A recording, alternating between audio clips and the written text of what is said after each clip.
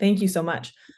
So today we have the pleasure of welcoming Devanna De La Puente, Khatuna Salukvadze, and Rachel Gesser presenting on peace negotiations and gender equality. Devanna De La Puente is a gender advisor at the United Nations Verification Mission in Colombia. She's internationally recognized for her humanitarian work in gender equity and combating gender violence. She received the 2015 Marsh Award for Innovation in Peacekeeping in recognition of her essential work in preventing and responding to sexual and gender-based violence in the context of disasters and conflict. Over the past 16 years, Devanna has worked on numerous gender-focused initiatives, including a support group for women in Haiti after the 2010 earthquake, an action aid project in Corrigrem addressing young marriage and the stigmatization of divorce, and as an interinstitutional regional advisor on gender violence for Asia-Pacific emergencies. She has worked with several international agencies such as UNFPA, UNICEF, and UNIFEM to achieve progress in incorporating gender-based violence into the humanitarian agenda globally. Rachel Gesser is a senior advisor at the Berghof Foundation, where she works on peace mediation support in the Negotiation Mediation Support Department, as well as with women in resistance and liberation movements. She is involved in designing and facilitating dialogue processes, as well as supporting negotiation parties. Her key thematic competencies include mediation and mediation support, gender and peace building, and inclusive peace processes. Prior to joining the Berghof Foundation, Rachel spent several years accompanying peace processes in the context of Iraq, Myanmar, and Somalia. Her responsibilities included advising parties on conflict, supporting third-party mediation both at local and international levels, and conducting applied research on issues related to peace and security. She has also worked with the UN, NATO, and Swiss Foreign Ministry, and with international and local NGOs and think tanks on peace building and mediation. Khatuna Salukvadze is a 2021 fellow at the Harvard Advanced Leadership Initiative. She is a member of the UN Senior Women Talent Pipeline and was selected by the Secretary General's global call for leaders for senior leadership in UN peace operations. Her work advocates for the advancement of women to leadership positions in peacekeeping and international security. From 2013 to 2019, she served as Ambassador Extraordinary and Plenipotentiary of Georgia to Lithuania, where she worked on Euro-Atlantic security and European integration issues. Previously, Khatuna was a senior advisor to the Prime Minister, political director at the Ministry of Foreign Affairs in Georgia, and a professor and researcher at Tbilisi State University and Johns Hopkins University of Advanced International Studies. And then lastly, our mediator, Alex McAuliff, as Hannah mentioned, a visiting researcher at Harvard Law School's program on negotiation and doctoral candidate at the Fletcher School at Tufts University. And her work explores gendered power hierarchies in peace processes with a specialization in Northern Ireland. I am incredibly excited to hear the very experienced and rich discussion that this panel provides. So our moderated discussion will last for about 30 minutes. And then we'll open it up for questions from our audience. So please type your questions in the Q&A function, or feel free to use your raised hand function if you prefer to ask your question directly. I'll be managing the Q&A online, and we do ask that any audience questions be brief, on topic, and posed in the form of a question and related to our presenters' areas of expertise. So with that, please join me in welcoming our final panel. Thank you so much for joining us. Fantastic. Thank you so much, Elizabeth. And I am so delighted to be moderating this panel today with our three wonderful guests. I'm very excited to hear what you all have to say. So I will also keep my presence hopefully brief, and it can really be a conversation.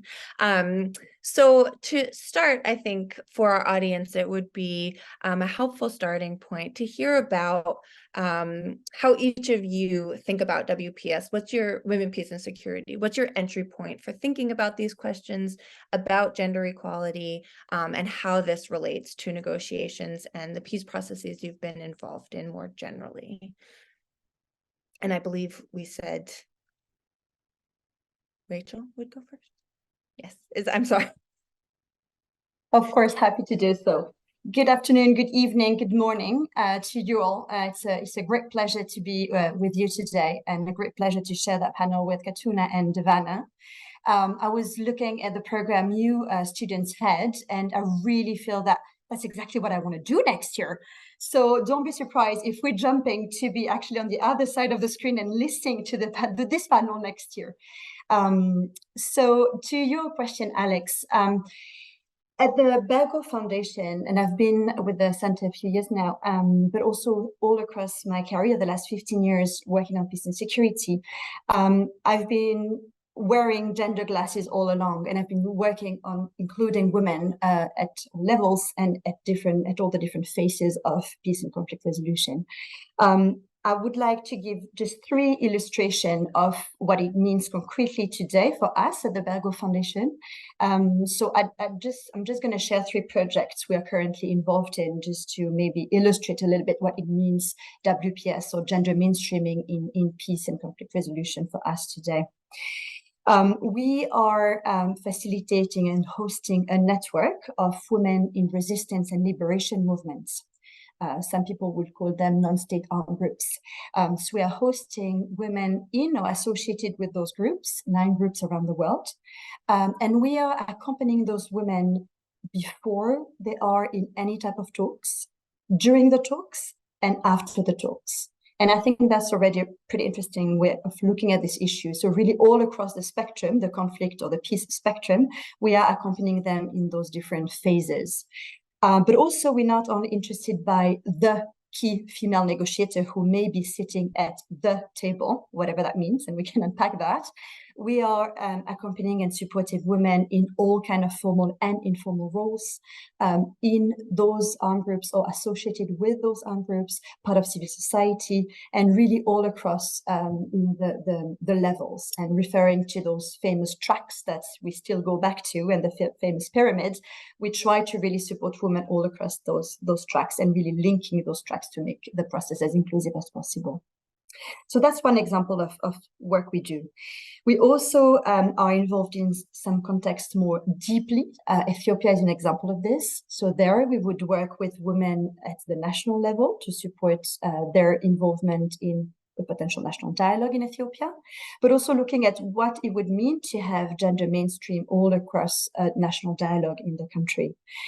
We also then look at subnational dialogue, so in some specific region of Ethiopia, and there we look at indeed the gender dynamics, how we can support women's involvement, but also the intersectionality, and being really aware that, yes, it's great to have educated, urban, very well-connected women, but what about all the other women voices that exist in a country like Ethiopia and like in all countries, right? So really keeping in mind this intersectionality aspect.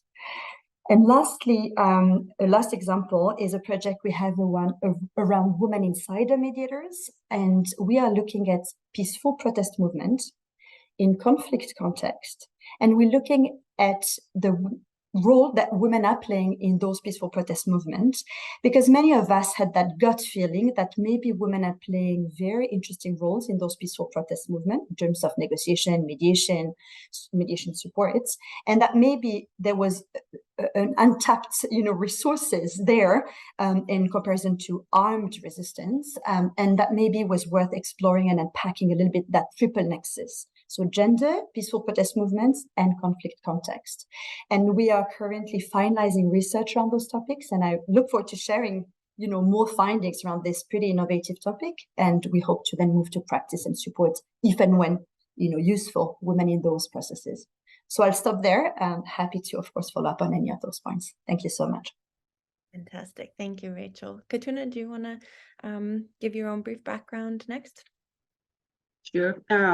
First of all, I would like to thank you, everyone, and especially the Women in Public Policy Program in Kennedy School, and all the organizers of this wonderful speaker series that I personally heard so many valuable insights throughout the series, and it's a great honor to be on the final session. I look forward to the continuing to this work with you on in this direction. So I am from Georgia. I come to you as a former ambassador, former diplomat of my country, Georgia.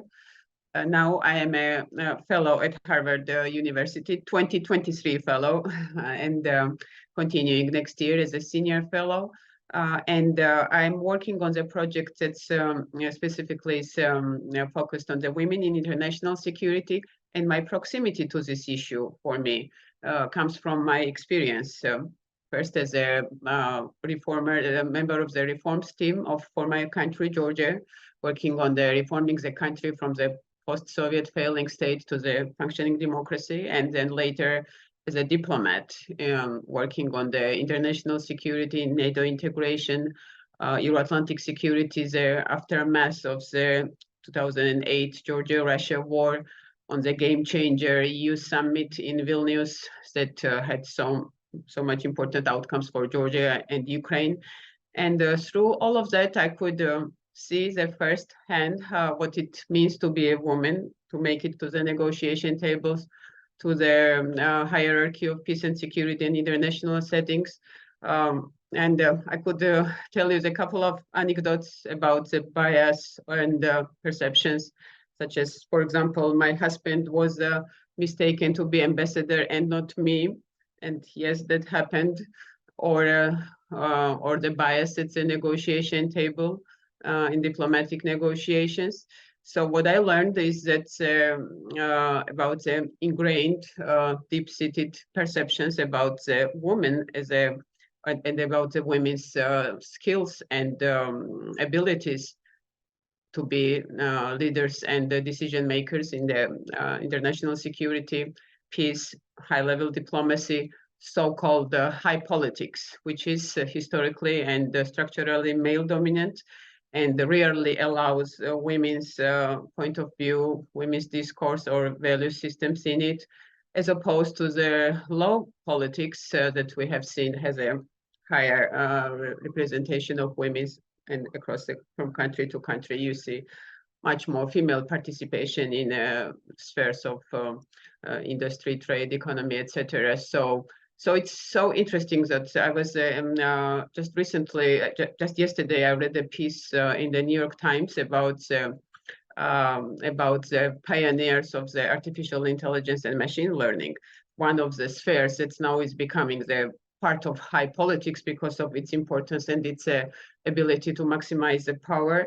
And well, I'll share the link in the chat. It's yesterday's article, and it lists all the men. There is no single woman in the development of AI or its pioneering research or a tech executive. So surely it has to be a woman who participated in those long decades, because artificial intelligence and what we see now is in forms of the chat box and the generative AI is not only that, right? It's preceded with a lot of work before.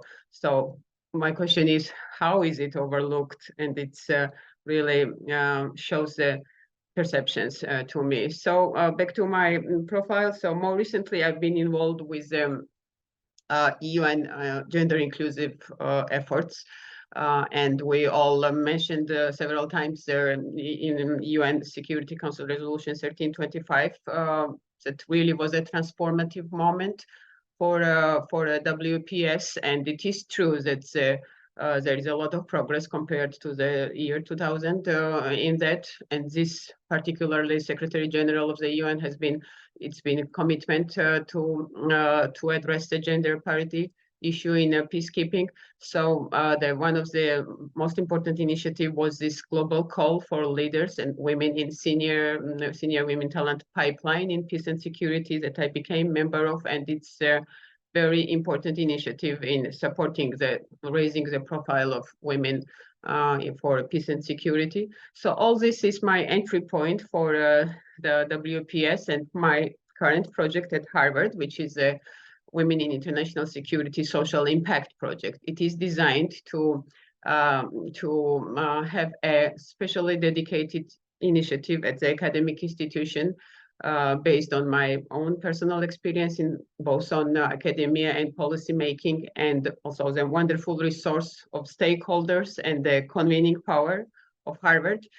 So that aim is to deliver practical instruments that would help the advancing of women in international security And if I could speak of the ideas and the objectives, is to inform, to create more awareness about the current gender gap, to create a more connected network of individuals who are passionate about the leadership in peace and security, and to amplify our instruments for that, such as the drivers, as the projects and trainings, and the development of curriculum and use of technology, social media, and other tools. So I envisage that there could be many instruments that can help this advancement. So let's say if we were to have an executive education program for women, or a global fellowship program for women in peace and security, that can on one hand increase the skills and competencies of the participants, and at the same time also create incentives for the countries, states, democracies that sometimes still lag behind on the women's participation, is to send more women into this executive education programs, for example. I'm in dialogue with the UN as a stakeholder. I am in a conversation with several senior individuals and academic centers about bringing this as a platform that I hope will deliver specific outcomes and outputs. So that's briefly. Great, thank you. And so it sounds like between yourself and Rachel, we have lots of forthcoming work to look forward to in this field. So thank you. And Devanna.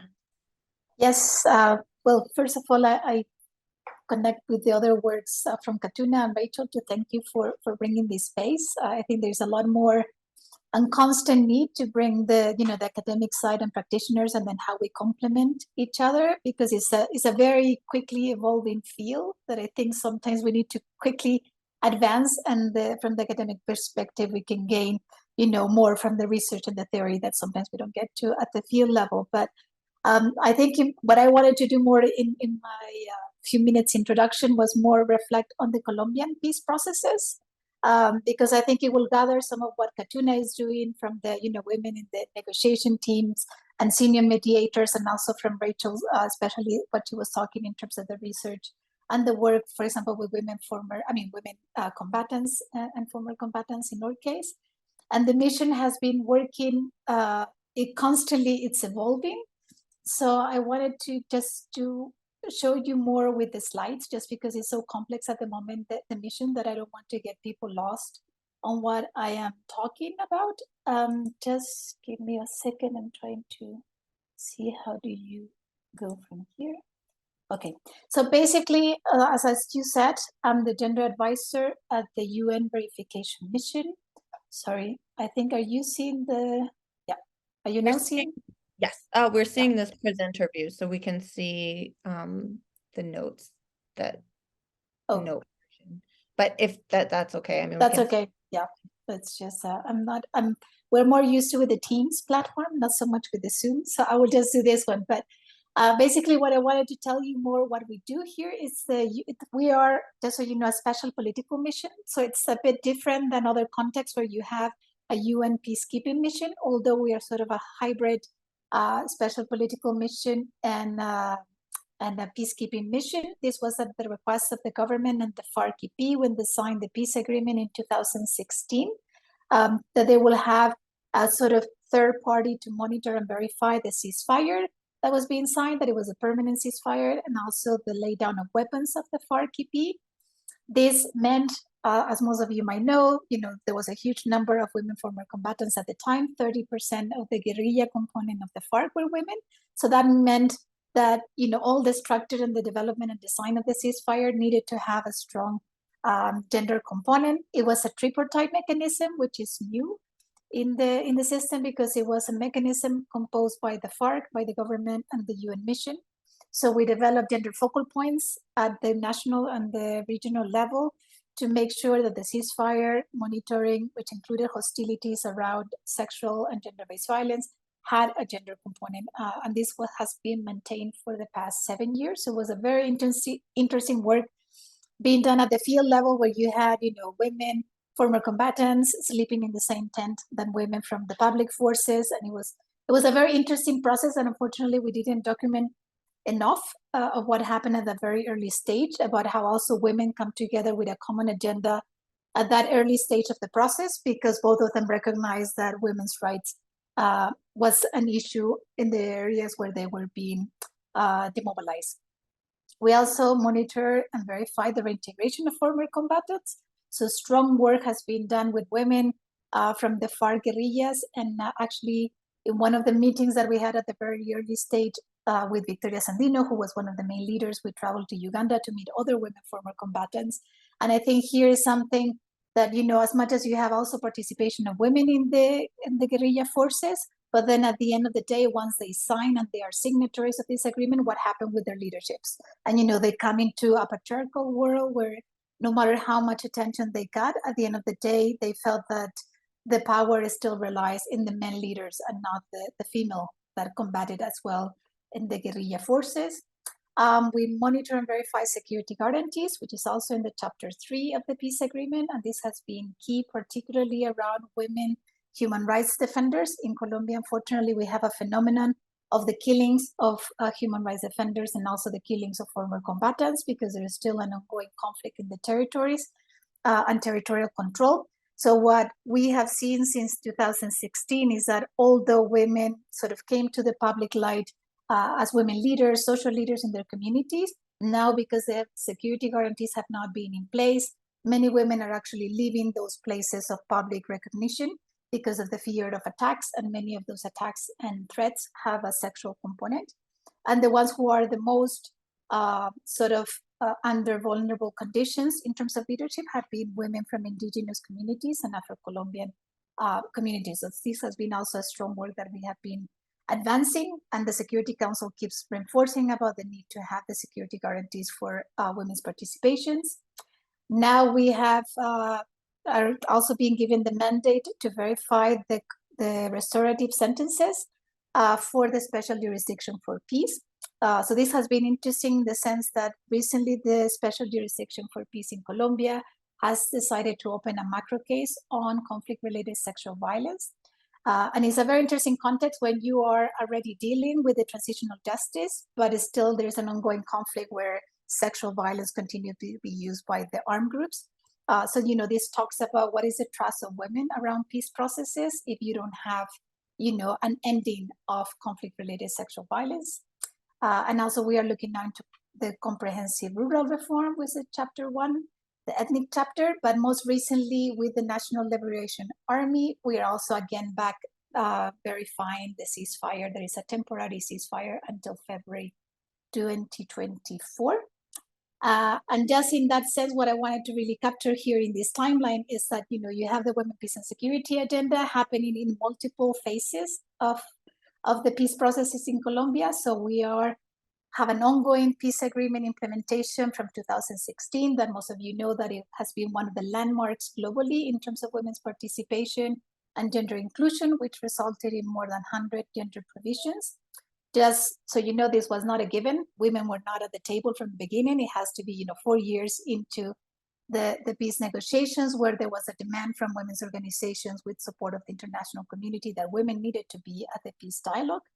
Then there was an attempt to have a peace dialogue with the National Liberation Army in 2017, 2018, where actually there was women's organization from the very early stages. They said, we are not going to want anything less than the 2016 peace process. We want to be at the table from the very beginning. And luckily the memory was still fresh and women were there. They actually traveled to Havana and to Quito to train the negotiating parties. But then, you know, with the peace dialogue actually closed 3 months into the line, and now we're back again with government Gustavo Petros, who is the first left-wing government in Colombia, who came with a big agenda that is called the Total Peace Plan, where he wants to have peace dialogues with all of the armed groups and criminal organizations and sort of promise this total peace to the territories. Unfortunately, we have so many gains in the 2016 process, but now we're seeing that there's sort of a memory loss, and women are again having to demand their participation at the early stages. Finally, they managed to gain parity in the negotiating teams, but that has not been equally in terms of the gender inclusion in the peace dialogues. It has not been a main agenda item. And even the ceasefire at the moment does not include conflict-related sexual violence. That is something that they are negotiating. And at the same time, Colombia is finally doing their first national action plan on women, peace, and security, despite women's organizations having worked on this agenda for the past 20 years. So this means that women's organizations are trying to multiply themselves in these multiple processes. And I always use a word that was given to me by Rosemilia Salamanca, that it was women have survived conflict in Colombia, but they don't know if they will survive war, meaning the need for continuous financing to women's organizations. And, we can keep talking about women's participation, but unless, we're really financing the women that have to be actively involved at all levels, we will not really reach the meaningful women's participation that we talked about. I just realized I'm into 7 minutes, so I will stop there and I will continue after with the further questions. But I wanted to put into the local context everything that everyone is been talking about. Thank you. I will try to exit the share. Yeah.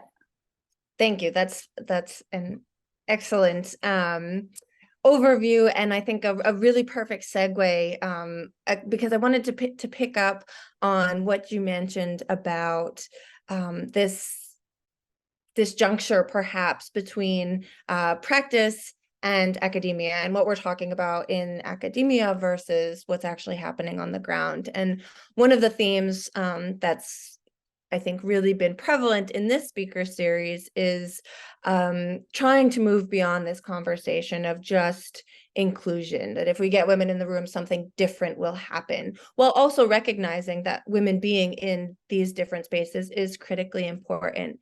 And so I'm curious what each of your experiences has been in terms of, are we still fighting the battle of just getting in the room and being in those spaces?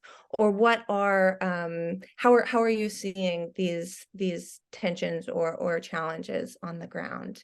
And maybe I'll just go back around and we'll start with Rachel again and then move around in the same order. Thank you so much. Several things. I think first, we are still fighting this battle, and it's definitely not won yet.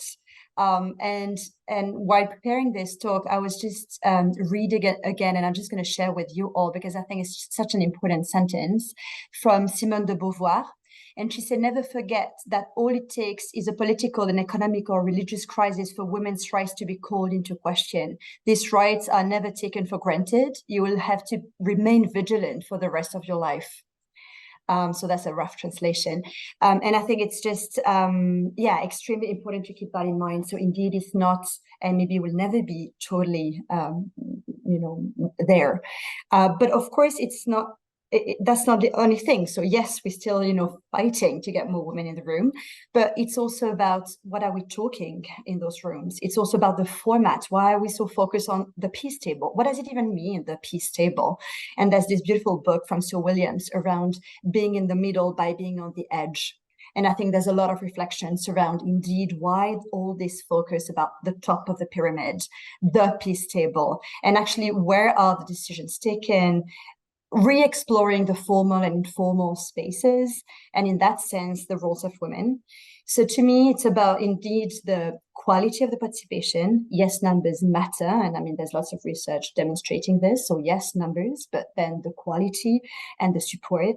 And then what is the famous, woman who is at the famous table bringing? Is she actually bringing women voices? What does it really mean? How can you expect one person to bring half of the population, concerns and needs? And so I think there's also a lot of, a bit of a reality check to be taken there. And I think many of us are working around really what are the negotiation agenda, how to gender mainstream all the topics, what are the gender dimensions, in security, in power sharing and constitutional reforms, etc. So I think more and more work is being done around, yes, participation, but also gender mainstreaming of all topics that are discussed there, and really valuing women's role in formal and informal spaces and being able to link those tracks and to admit that today in 23, it's very rare that you have one person sitting in front of one other person and just signing a document, and then for that document to be implementing and for some kind of piece to stick, right? So yeah, I'll stop there, but I think, yeah, those are some of my reflection points. Great, thank you. And Khatuna, you've been one of the women in the room, so from your perspective, how do you think about this question? Yes, so we still have to fight in the room. We do, and we do. So, and from my work as a diplomat, as I mentioned, and someone in the international settings, international security, you know, I have to do it, and I had to do it. I have done it, and I am so Rachel's point on the quality and not quantity of the women's participation is so important, because many times that rather this just rather add women and stare approach, that increasing quantities, putting check marks for the women's participation, they do not equate to the meaningful participation of women. Women need to be participants, but they need to be participants for the right reasons, not just numbers, but they need to be there just simply for the reason because we and women have the equal voice in these processes. So this is very important, and because sometimes we do hear this debate and arguments about women's special characters or traits that makes them better for peace negotiations or the peace processes, such as that.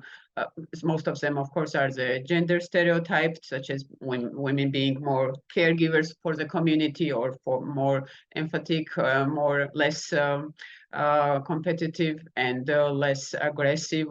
Of course, these traits can be and are important in probably the negotiations, but again, perpetuating them would only mean also perpetuating the glass ceilings for women. So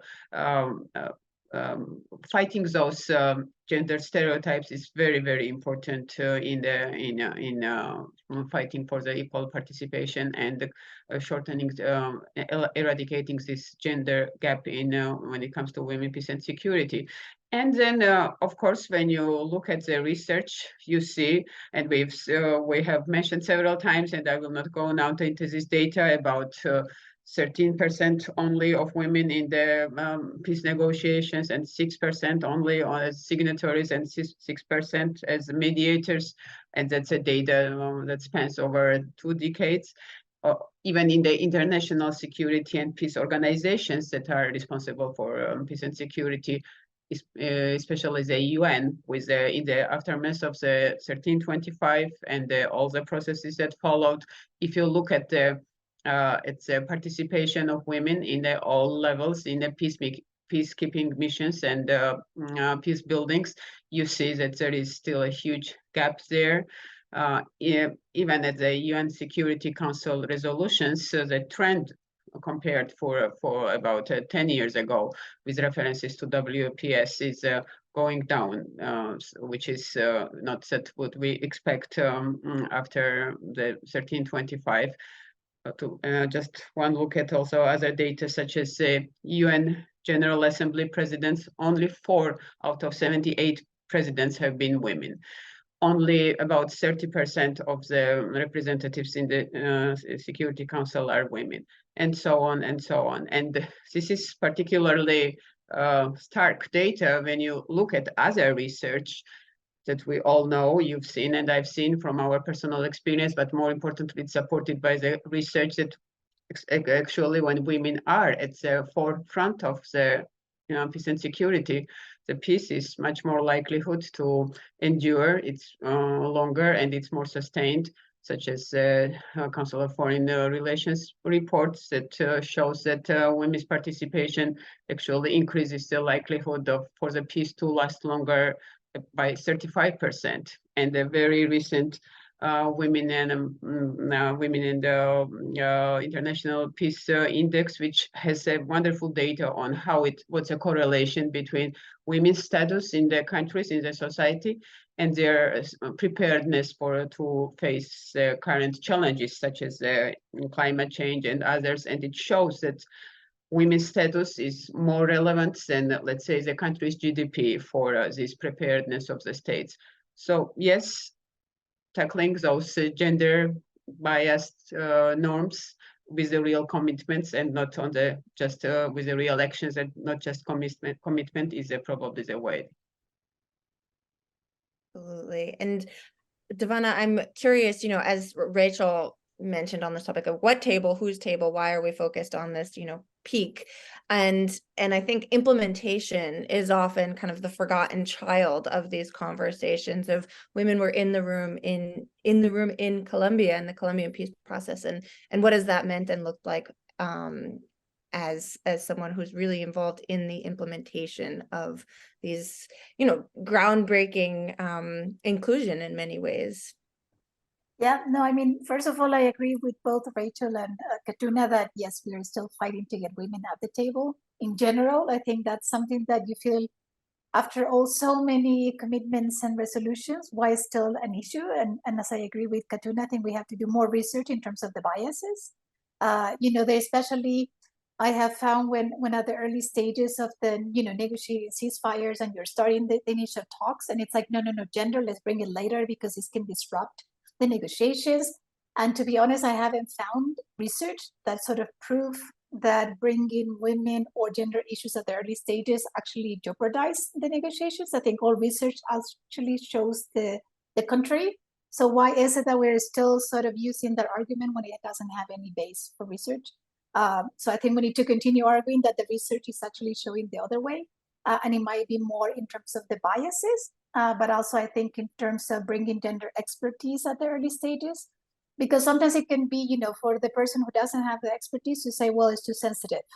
But then if you bring the right expertise, they might advise, it's not sensitive. There are other ways to bring women, as Rachel was saying, there are women's jirga. I mean, women that support the jirgas in Afghanistan, or, women who are talking to the armed groups in Kachin in Myanmar, or women who are actually working regularly with the ELN women in Colombia. So I think it's more on the how than rather the who should be. That continues to be an issue. But as you mentioned in the implementation here, there was sort of, the first time that actually you have the gender subcommission in the Havana peace talks. Then that came into country with the gender, sort of the forum of women that they monitor the peace agreement implementation related to gender. But their political level and ability to influence at the highest level has been quite weak, and they depend completely on the funding from the international cooperation. And then, you have a peace process that is happening at the same time of the peace implementation, and then you find yourself that you're back into zero. You again have to do the fight that why women are not at the table. So I think in that sense, it's also, I think globally, especially if everyone heard the commitments made at the recent open debate on women, peace and security, even the Secretary General saying we need to keep being bold into this, why we're not moving forward. And I think it's more, we need to create accountability mechanisms that women's organizations, same with the CEDAW on the shadow report. One of the ideas that I always say is like, why we don't have shadow reports on women, peace and security, that they are coming for each country saying what is being done. Is it the SRSG doing their jobs, the UN political missions, the warrantor countries, for example, the ELN process, we have Switzerland, Norway, Mexico, Chile, Brazil, major WPS and even feminist foreign policy champions, but then gender is not at the table at the moment. I know there is a negotiation process and not a mediation, but it's how we bring all of these commitments into reality. And I think we need to give more room for women's organizations to do accountability and to bring that accountability to the highest level to make sure that women are at the table, but gender issues and their issues are at the table. So yeah. Yeah, I have a hypothesis that one day I'd like to write a paper about, that is this idea that somehow paying attention to gender from the get-go is detrimental or can put the peace talks at risk is actually just a further patriarchal tool, because we had a speaker a few weeks ago who has studied the Colombian process, and what she talked about was that nobody was really paying attention to the gender subcommission. It wasn't that so many of these ideas were so controversial. It was nobody cared, and that's been reflected in my own work too in Northern Ireland. Is everybody only the controversial things were the hard security issues, and people weren't really too worried if you wanted to throw in other elements related to gender. And so this idea that somehow you're sacrificing one for the other seems like a false dichotomy or a false choice. I'm cognizant that we're nearly at 3:45, and I know we likely have many questions from the audience. So for the audience, you are more than welcome to raise your hand and ask your questions to our speakers yourselves, or you can also put your questions in the Q&A function, and Elizabeth will be moderating the Q&A, and she's happy to read those aloud for you. And as people are kind of formulating their questions and maybe typing them up, maybe we could touch on just this question of the role of power in these processes. And, we focus so much on how do we get women in the room? What is the dialogue that is the hierarchy of dialogue, perhaps, in terms of what matters? And often what's, left to the side in these conversations is who actually has the power, and how are they making space for other voices. Largely this is men, not exclusively. And so I'm curious, if you've seen moments of space making or allyship in powerful ways in your work. And I'm sure then we'll have some questions popping up. Well, and sorry, if anybody wants to jump in, that's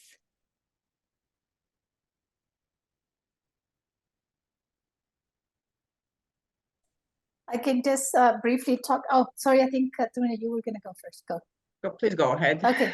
No, just quickly in the sense of power, and I think primarily talking also with women in the guerrilla forces and armed groups.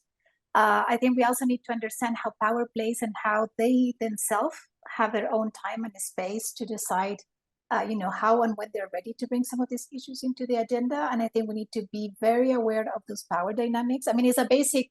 Whenever you do even a training session on gender and you talk about power dynamics and gender, that I think we often we know that it's there, but it's very difficult sometimes for, those who are at the highest level to sort of shake that power. And I think this comes we always talk about conflict transformation, but it seems that we're never really willing to transform gender norms and gender power dynamics. And I find this is when it comes like, this is too sensitive, this is a culture, we shouldn't touch there. And I think we need to do more in terms of like, if we're going to really shake the conflict and change the power dynamics, of the oppressor versus who are in the more vulnerable conditions, we do need to shake the power dynamics on gender. I think Colombia, you don't have so much of the other context such as Afghanistan or other places that is still more sensitive. It's not impossible, but it's just more sensitive to do it. And I think here, one of the things that they are working, and I will be interested to hear even from other people in the room if they have worked on this. And it's, we have talked a lot on women and also on peace, but we haven't touched more on security and transforming the security approach. And here in Colombia and Latin America, there's this new wave of starting to look at feminist approach to security and how this can be transformative and transformative in terms of power dynamics of security, and also how this is integrated into the whole peace and security agenda. So I will also be curious to hear other experiences on this. Can I? Sorry. Yes. I would like just to add that from my own perspective too, you have absolutely agree that this power dynamics needs to be transformed, and in this process we have to have the important allies as men in this process. And it's from my diplomatic experience, I could also say that it's not always that call out for the to fight the disbalances in diplomacy, decision making, or international security. Many times these are men, and we need this kind of men as our allies, and we need also to not only women need competencies and skills, men also need to learn about that, right? So, and I just recall one dialogue with my daughter. She's a high schooler, and she was attending the discussion about the girls who are in computer science, girls in code and tech, and she listened, and then she turned to me and asked, but why is no one talking about boys that should learn that girls are just as good or sometimes better in tech and computers? Because if they do not learn it, they grow up and we're just then stuck with a men who do not know that. So, and I thought it was a very valid point. this process of transformation should also include very much the participation of men, along with women. And at one point, I also wanted to add that I previously did not mention the ambassadorial representation of women in the. If you look at the global trend, the global data, which is also very alarmingly underperformed, that you have only about 20%, up to 21% of global ambassadorial positions are occupied by women, and the progress there is very slow, just increasing by 1 point every year, something like that. So this is one of the indicators that should always be in this dialogue and in these transformation efforts when we talk about it. Just one quick point, I think, is Alex, you also pointing the finger at something essential, which is this work is so hard because we're really talking about change in power dynamics. And I think we can pretend that we're just pushing a bit of the women's agenda forward. And the reality is that it's a revolution that we're talking about. And I mean, we're just trying to push and shift things that have been there for centuries. So of course, it's going to be difficult. Of course, you need the whole normative agenda and the whole pragmatic approach. Of course, you need international and national ownership. Of course, you need all those levels and the commitment because we're talking about something big. And I think sometimes we underestimate the level of the revolution we're talking about. So just wanted to also just highlight that for everybody. I love that. We're talking about a revolution.